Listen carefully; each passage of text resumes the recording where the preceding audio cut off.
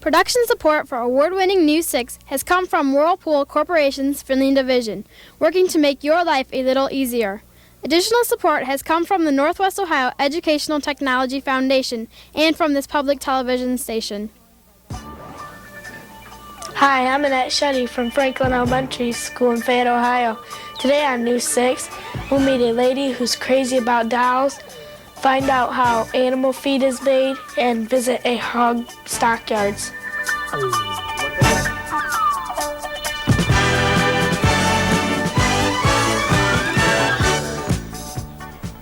Hi, and welcome to News 6. I'm Brad Ruger from Franklin Elementary School in Fayette, Ohio. Here with our first story is Brad Bieber.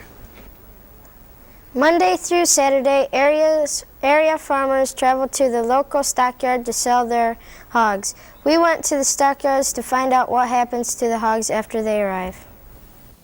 Since 1871, a stockyard in Fayette, Ohio has played a major role in getting hogs from the farmers to the packing plants.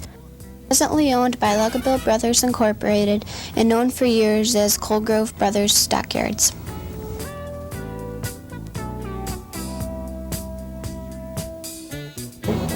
Mr. Short, where do the hogs come from? Well, they come from the area farms all within a radius of probably 40 miles of this yards here, and the reason the farmers bring them in here, a lot of farmers just have a little farm trailer. They haul 6, 8, 10 hogs, and it would be much too far to drive to a packing company. So we buy them here and then send them on in semi-loads. What process do you go through before shipping the hogs off to the packing plants? Well, when the farmers bring them in here, they have their own trucks and trailers. Some of them hire a commercial truck to haul them in. They unload them here at our yards. If there's any cull pigs, real small ones or anything, we sort them out before we weigh them. We run them across the scale, and then we get them ready for different plants, different weights and different grades, go to different packing houses. Where do the hogs go to? The different plants we sell to, there's one in Worthington, Indiana, one at Troy, Ohio, Cincinnati, Ohio, Sandusky, Ohio. That's catches most of them. How many hogs did you buy in 1986? Well, 1986 was a record for us here at the Fayette Yards. We bought 92,000 hogs, and they were valued at a little over $10 million. Thank you, Mr. Short, for telling us about Lugabill Stockyards.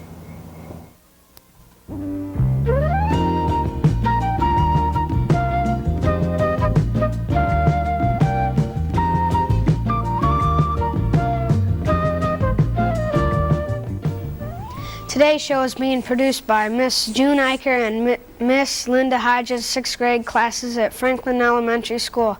Fayette is located about 44 miles west of Toledo. The town was founded in 1872 and has a current population of 1,222. Playing with dolls has been a favorite pastime of young girls for years and years. We recently talked with a woman who's taken this hobby one step further by being a doll collector. Mrs. Jones, how did you get interested in doll collecting? I always liked dolls as a child, but coming from a family of 8, I was the youngest. We never had money for dolls. So as I grew older, secretly, back in about the 1950s, I started collecting, buying for my daughter, but buying dolls I liked. That's how I got started collecting. About how many dolls do you have? I think I have about 106 altogether. I have some with the bisque heads and the composition bodies from Germany.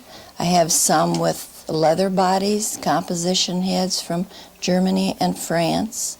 Some are paper mache, and some I have gotten from, like Japan and some of the other countries. England, I have some Ulster dolls from England. What's your oldest doll? This one is my oldest doll, and I think probably she dates back to about the 1870s. She's a little rectangle doll with a paper mache body. Do you have a favorite? Yes, this is my favorite. She's a little Armand Marseille Ruth doll. She's my favorite because she was my first bisque doll that my husband bought me. Mrs. Johns, thank you for showing us your dolls.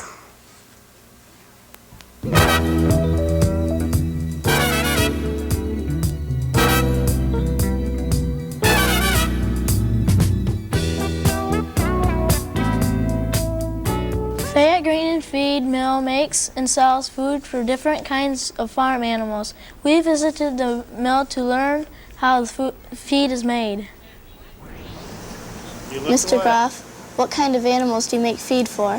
For hogs and cattle, some lamb, some goats. What are the main ingredients for making feed? We have grain and protein. Your main grain is corn. Main protein is soybean meal and meat and bone meal. Could you explain the process the feed goes through?